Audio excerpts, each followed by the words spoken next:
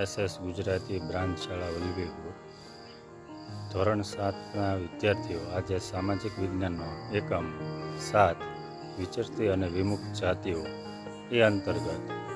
સરકારશ્રી દ્વારા પ્રાથમિક શાળામાં આપવામાં આવેલ કોમ્પ્યુટર લેબની અંદર ઇન્ટરનેટની મદદથી